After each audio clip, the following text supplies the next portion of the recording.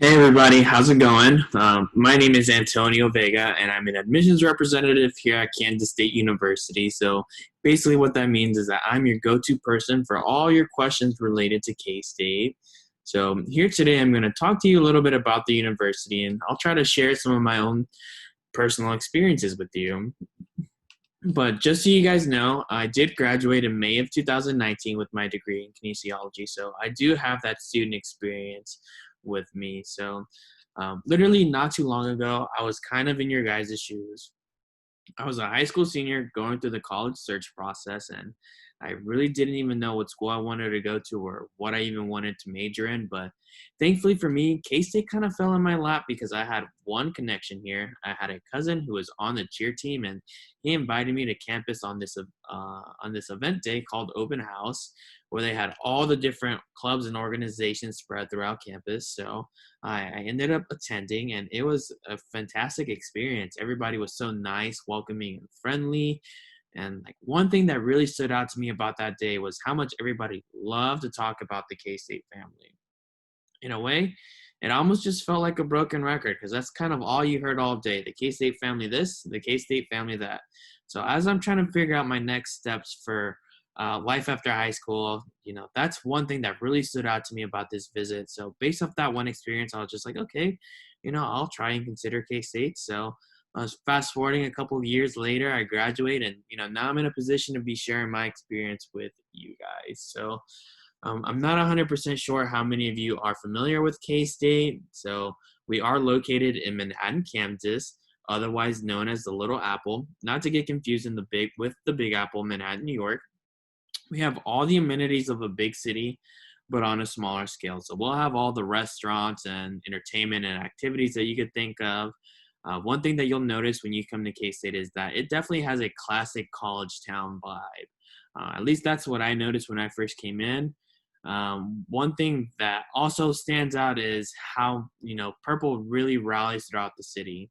I noticed it at the restaurants that I ate at the stores that I went to go shop at, and now that I live here and work here professionally, like the trash cans outside of my house are purple. So literally, purple is everywhere. So one of the coolest things about the city of Manhattan is the relationship that it has with K-State. So if you see on this screen, two stats that I like to talk about, you see that we have the number one happiest students according to the Princeton Review, and that we are in the top 4 for best town-school relationship according to the Princeton Review. So I can personally attest to these statistics because I love my undergraduate experience so much that I decided to stick around and, be the one to share all the information with you guys. So moving up to the top of the screen, you'll see that we have a 22,000 plus student population, which is on the smaller end of a big Division One school, but that definitely plays to its advantages here at K-State. And that will kind of lead me to my next point. So at the bottom of the screen, you will see that we have an 18:1 student to faculty ratio. So basically what I'm getting at is that you're not going to be in large lecture halls all 4 years or 5 years, depending on your program, here at K-State. By the time that I was in my junior and senior level classes, I think the most students I had in one class was about 26, which to me, that was what I was comfortable with. It really allowed me to personalize my experience, ask questions, and get connected to my professor when I wanted to know more information about study material, projects, homework, and even opportunities outside of the classroom. So I just want to hit that home today. You're not going to be in large lecture halls. One of my main deciding factors of coming to K-State was that I wanted to go to a sports-oriented environment because I was a multi-sport athlete throughout high school. So you'll see, sorry about that. You'll see in the middle of the screen that we have 16 Division One sports in the Big 12. Um, we're doing really well in football this year. I think we're ranked number 19th in the nation in football. And when I was graduating from K-State, we were Big 12 champions of basketball. So always like to share those with students, especially when we're having up years. But some of my main deciding factors of deciding what school I wanted to go to was making sure that I went somewhere where my return on investment was up here and not down here. So you'll see two stats that I love to talk about. They're probably my favorite things to talk to with students. Is that we have the number one highest starting salary in the state of Kansas.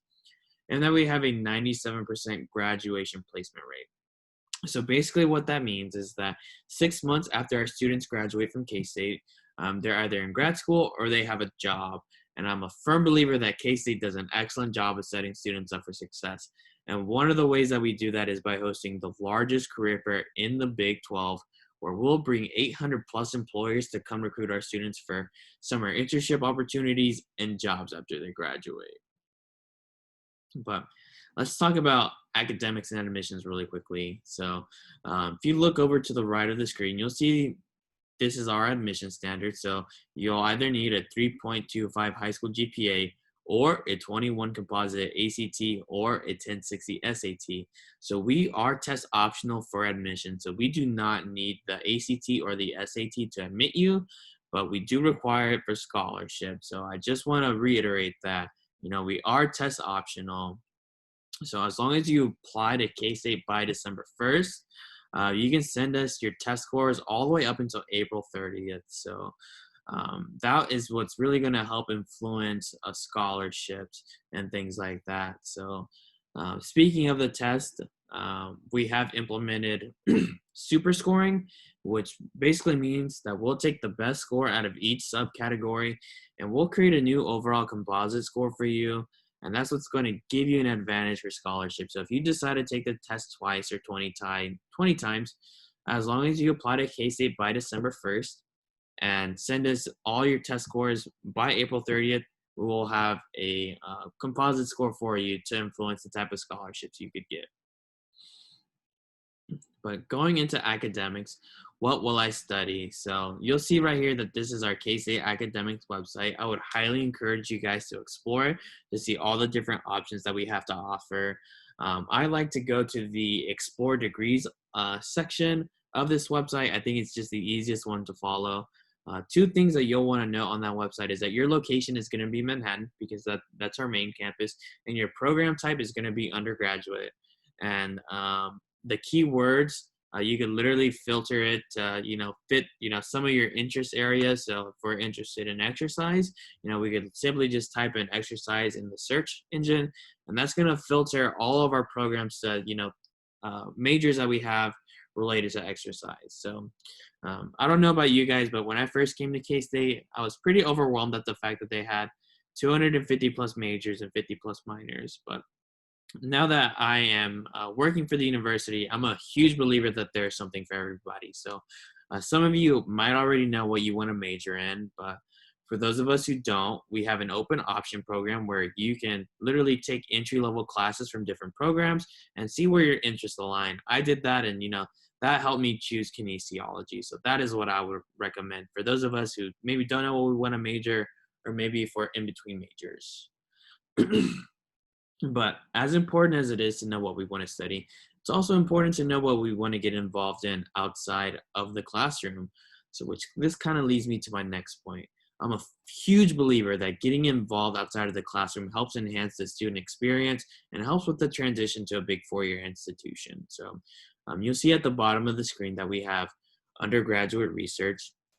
Our undergraduate research spans through all the different academic colleges and departments that we have here at K-State. So I was involved in undergraduate research my freshman year in kinesiology. And at first, it seemed like I was way over my head, wasn't sure what was going on. I didn't understand the test or the terminologies or anything like that. But by the time that I got to my senior level classes, I was already familiarized with everything that was going on in lab, that it translated over to the classroom. So I'm a big believer that undergraduate research will definitely help you in the classroom. On top of that, if you're able to get your name on a piece of research, that's a huge resume booster, and employers love that because that shows that you have experience. In addition to that, we have 500 plus clubs and organizations for you to choose from. We'll have some organizations that you might have at your high school. So if you guys have a student body or a student council or something like that, we have the college version of that, which is called SGA. We'll have organizations within your major. So sorry about that. As a kinesiology student, I was a part of the pre-occupational therapy club. And one of the coolest parts about being a member was that I was able to get connected to professionals in that field and keep those connections all throughout college. So we'll have organizations like that. we'll even have organizations that are kind of far out there. And I don't know about you guys, but we have a skydiving club here on campus, and never in a million years am I going to jump out of a plane for fun. I don't know if I would even jump out if my life depended on it, but yeah, we have a skydiving club as well. We'll have organizations within athletics, so we'll have club and intramural teams that you guys can be a part of. We also have Greek life on campus, so approximately 20% of our student population is involved in Greek life. We'll have multicultural organizations, and we'll literally have anything that you're looking for. But in some cases, sometimes we don't have what students are looking for, and that's fine because as a student, you have the ability to make your own schedule. I literally met with some other student the other day, and they told me that they started their own organization, and all it takes is for you to have 3 other friends, an advisor, and you sign a couple pieces of paper, and bam, you have your own organization on campus. It's pretty easy. But let's talk about where am I going to stay at. So if you guys didn't know, we have 10 different residence halls to choose from, and you do get that classic residence hall experience. So on my floors, we would have game nights, study nights, movie nights, and things like that. We did a lot of things to bring people together, and that really helped enhance my experience. So one of the most common questions I get asked is, which residence hall is the best? And honestly, that is all up for personal opinion. But if you ask me, I'm going to tell you Moore Hall. It's my favorite residence halls.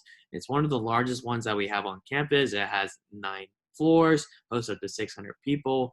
One of the coolest things about Moore Hall is the community aspect of it, and they have a little convenience store that's open until like 2:30 a.m., which is kind of crazy. But as a college student, you're probably going to be up anyway, so you can go down to the front desk and get your coffee or a slushie or a hot pocket. They'll literally have anything that you will need at a local convenience store. But our timeline for housing, started on September 15th. So if you go to our housing and dining website, you can fill out this thing called the interest form. And that's basically your way of saying, I'm interested in staying on campus. Send me information. On December 7th, around 3 p.m. is when the contract will open. So that's when you'll go back to our housing and dining website, click on the thing called resident portal, and that's when you'll complete the contract. By filling out the contract, that's your way of saying, I'm interested in living on campus. Lastly, late April, early May is when you'll finalize the process for housing, and that's when you'll know what residence hall you're in, what floor, what room, and who your roommate and or roommates are going to be. Speaking of roommates, let's say maybe you don't know anybody that's coming to K-State from your high school. It's totally fine. We have this eHarmony Find Your Roommate platform called RoomSync, where you can literally create a profile about yourself and preference your roommates based off of your age, your major, whether they're in-state, out-of-state, early bird, or night owl. So you'll be able to see other K-Staters across the globe and, connect with them and see which ones would be good fits for roommates. Lastly, let's talk about funding our education. As a high school senior, it was probably one of the hardest conversations I had to have. It was kind of weird. I didn't really know how I was going to pay for college, but K-State does an excellent job of providing funding opportunities. So we kind of have a few steps. So step 1 is just applying to K-State and getting a general university scholarship. So these are going to be merit-based, so based off of your GPA and your test score. So there's no personal statement, no letters of recommendation, no essays. You're considered for the scholarship when you apply to the university. So that's step 1. Step 2 is once you apply and become admitted, you can fill out this thing called the K-State Scholarship Network, otherwise known as the KSN. The deadline for this is due March 15th. So these are going to be all of our departmental scholarships. So it's going to be a little profile that you build about yourself. It's going to match you to scholarships based off of your academics, your interests, your hobbies, things you're involved in, and things like that. You can also use your resume and reference any leadership opportunities that you have or jobs you've held to put on your profile. So after that March 15th date, I always encourage my students to periodically check the K-State Scholarship Network. Lastly, we have the free application for federal student aid, otherwise known as FAFSA. So I hope your guys' counselors have been able to talk to you guys about FAFSA, but if they haven't, I like to think of it as a need-based federal aid program where you can get grants or loans, Grants are literally free money that you don't have to pay back. Loans, you do have to pay back. And honestly, when it comes to FAFSA, the worst thing that you can do is just not accept what they offer. So you'll see here that our priority deadline is December 1st. So if you've filled it out already, just make sure you send it to us by December 1st.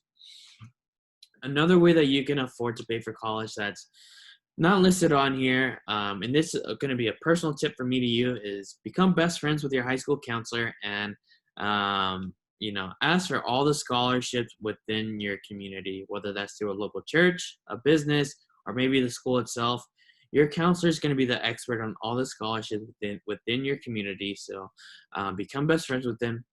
Apply to every single scholarship you can get your hands on. And, we will accept all those tiny private scholarships. So that is my advice for me to you. And on top of that, if you've already written scholarship essays, just keep them because you'll probably need them in college as well. All you'll have to do is probably tweak them a little bit. So this is the end of my presentation. So once again, my name is Antonio Vega, and I'm an admissions representative here at Kansas State University. Your guys' next steps would be to visit, connect, and apply. If you guys have any questions or want to schedule a one-on-one with me, I have this Calendly website down below where it's literally a scheduling tool where you can schedule a one-on-one with me and we can meet and talk about anything that you want to talk about. So I would highly encourage you guys to do that if you have questions after this presentation or anytime after I meet with your school. So it's kind of all the information I have for you guys. Good luck with school this year and go Cats.